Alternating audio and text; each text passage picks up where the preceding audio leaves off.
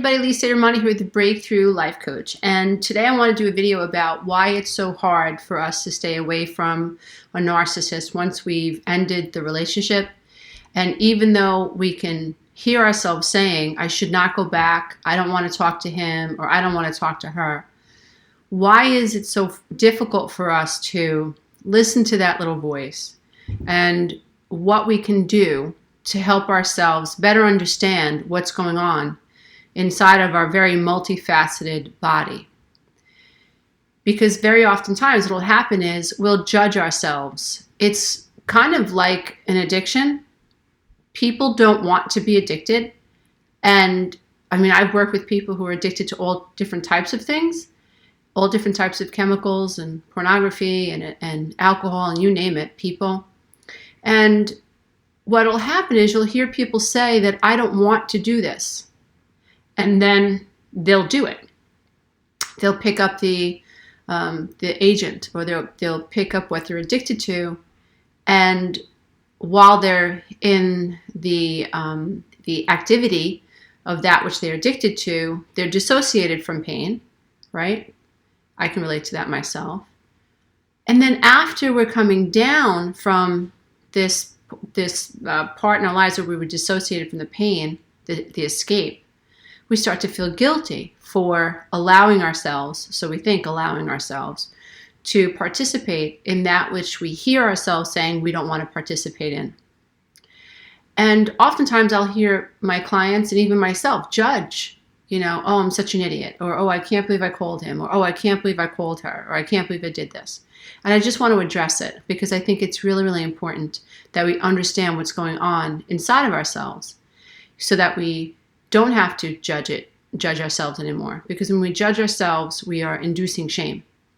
And shame is really what keeps us stuck, right? So we are shame-based. Even a narcissist is shame-based, right? And so until we begin to heal the shame, we are resonating with similar frequencies to the types of beings that we do not want to resonate with. So it all comes down to us appreciating what's happening to us on an internal level and then doing all that we possibly can to heal that so that we can resonate with a different frequency. And remember, as you shift frequencies, remember this is a multi-level universe, right? Multi-dimensional plane. It's not a unilateral plane, it's multi-dimensional. So we can be really below the veil of consciousness and resonating with people who are as below the veil of consciousness. And then as we become awakened, we begin to attract a different tribe into our experience who resonate at that frequency. And as our consciousness expands and our vibrations expand and we heal, then we continue to move up this ladder, if you will, this vibrational ladder. And we begin attracting into our experience all the vibrations, all the things, all the beings, and all the experiences that resonate with these new vibrations.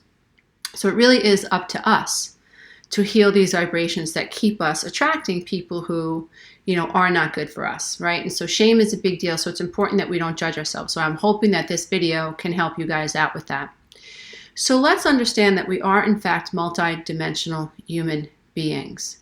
Let's understand and let's appreciate the fact that all human beings are born asleep, literally in a dream state.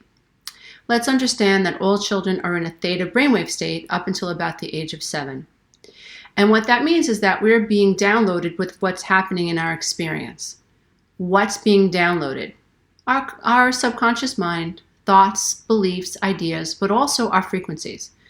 We are resonating with what is happening in our experience, and that's not our fault. So the fact that as we get older and we begin attracting narcissistic people into our life, it's really not our fault. And so when we start to become aware, we have aha moments, we go into codependent recovery or psychotherapy or whatever it is, you're on some spiritual awakening path, and you begin to realize, I can't ignore red flags anymore. This just doesn't feel right. I don't feel safe around this person. This woman keeps cheating on me. This man keeps lying to me. She hates my children, or he hates my children, or, he devalues me. He gaslights me. I know it. I feel it. And we want to end this relationship. Part of what's so damn difficult is that we as empaths and codependents and just, people who are less narcissistic than a narcissist by far, We are self-reflective. And if you are a self-reflective person, you care about how you affect other people. That can be a dangerous thing when you're dealing with a narcissist. Because very oftentimes we enter into relationships and we assume that the other person is thinking the way we're thinking. We assume that the other person is self-reflecting on the conversation and the words and the tone and the behavior that they used in conversation with us. We assume that this person has empathy like we have for them. We assume this. And oftentimes we don't understand that when you're dealing with someone who has high narcissistic traits, who is highly reactive, especially when triggered, which is a classic sign. When you piss somebody off that has high narcissistic traits, they're coming for you. And when we're dealing with someone like this, we have to understand that this person isn't taking into account how their actions are going to affect you or us or the other people. People like this are not taking into account the big picture. They're highly reactive, they're shame-based, you have triggered them, and that's it. You know, they're in complete defensive mode. And the thing with that is that they are so damn convincing, right? They believe with every ounce in their being that you are wrong and they are right. They believe with every ounce of their being that you deserve to be punished.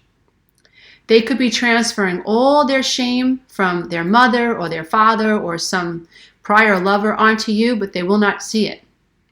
They believe with every ounce of their being, every fiber of their body, that the person that has triggered them deserves to be hurt. Now, when we're trying to leave that relationship and we are already highly empathic, codependent, or we're just somebody who is self-reflective and we're not the type of person who lashes out at other people when we're hurt, right? We kind of like crawl away and lick our own wounds and cry and, you know, I know that's the kind of person I am. But when you're that type of a person who doesn't want conflict, who doesn't want controversy, who really doesn't enjoy the fight, what happens is this person's coming at you and they are so damn convinced that you are the devil, that you are the Antichrist, you know, that you are the worst person that ever walked the face of the earth. And it can jack with how you feel about yourself. It can make you doubt how you feel about this person who's now persecuting you. It can make you doubt how you feel about leaving this person.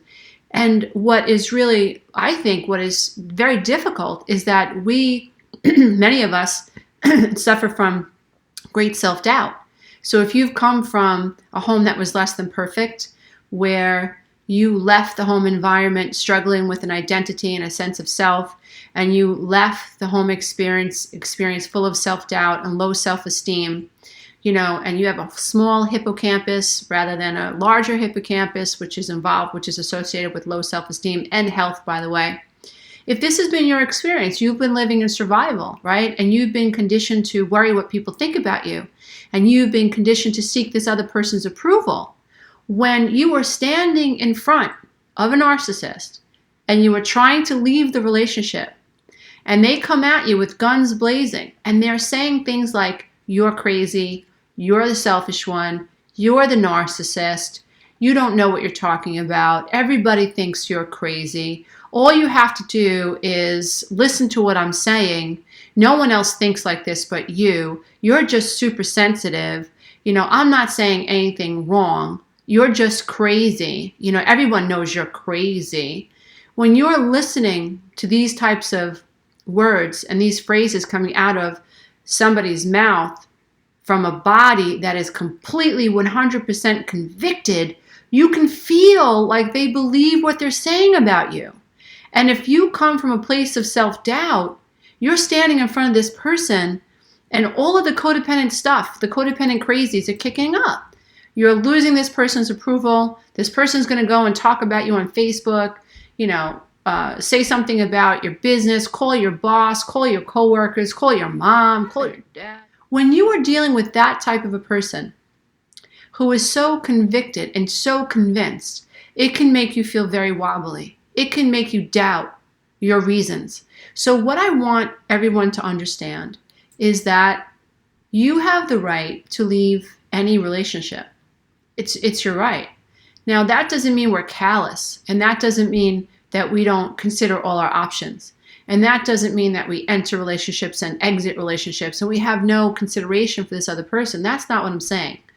What I'm saying is, if you are in a dysfunctional relationship and you are married to a female narcissist, or you are married to a male narcissist, or if you're in a relationship with someone with high narcissistic traits, and you are getting the sense that you are unable to meet in the middle, there is no cooperation. And let's face it, relationships are all about negotiation.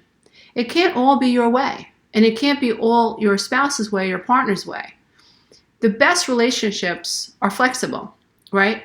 Rigid relationships, when they crack, they break. So it's important to realize that healthy relationships are built on negotiation. I see you and you see me, but there's an openness and there's a willingness. I want to hear what you have to say, and I'm going to take in what you have to say without any prejudgment. I'm going to show up blank. I'm going to listen to you, because so oftentimes when we're in communication with someone, very oftentimes we're not very good listeners, and we are anticipating what the person's going to say, and we are already thinking about what we're going to say to this person even before they finish the sentence. So showing up 100% authentic, being vulnerable, telling our partners, this is what I think, and this is what I feel, and this is what I need. How do you feel? And what do you need? And what do you think? And what do you believe? And what are you willing to negotiate? And what am I willing to negotiate? It's very important that people have this in their relationships. But when and if you're in a relationship where you have found that you are fawning to keep the relationship stable, and good relationships are not relationships that are built on taking care of one person. That's not a relationship. And so, But we have to recognize that when we're in relationships with these types of people, we have a right to our own reality of them. And it's very, very important that if you take an inventory, if you look at the history of your relationship, and you recognize that you've never been heard, male or female, you have never been heard. You have always had to tone yourself down. You have always had to acquiesce. You have always had to be the one to say, I'm sorry.